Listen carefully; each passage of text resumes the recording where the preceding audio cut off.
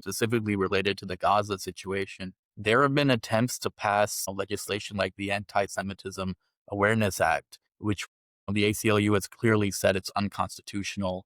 But Democrats like Cory Booker, they're co-sponsoring it. They're voting for it. It's no secret that these people take money from AIPAC. So does your opponent, Diana Degette. She takes money from AIPAC. Her biggest donor is actually the healthcare industry. So talk to us about your pledge to not take any super PAC money at all. The number one thing that we have to understand when we're talking about this issue of money in politics is that while we would like for the number one motivation of our elected officials to be to represent us rightly and to represent our interests, their number one concern is actually getting reelected. And so how do you win elections? Money.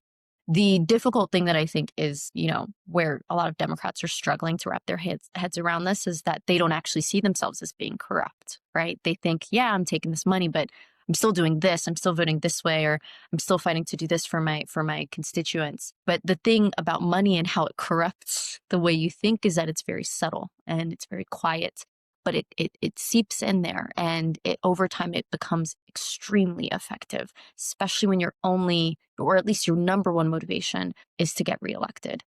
There was a study done a few years ago that showed that if there is a policy that the American people really, really like 80% approval, and then there's another policy that the American people really hate, 10% approval, that bill still has a 30% chance of passing because the American people opinions don't actually matter anymore. What does make a massive difference is whether or not corporations and the lobbying class have an interest in that legislation. If they do, the chances of it passing are wildly higher. That is not a representative democracy.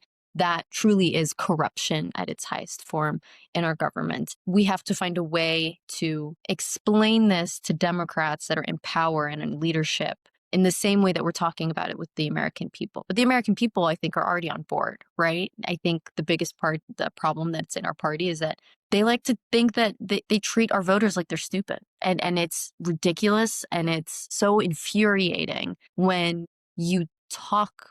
Everyone knows the government and the system is rigged. We know this.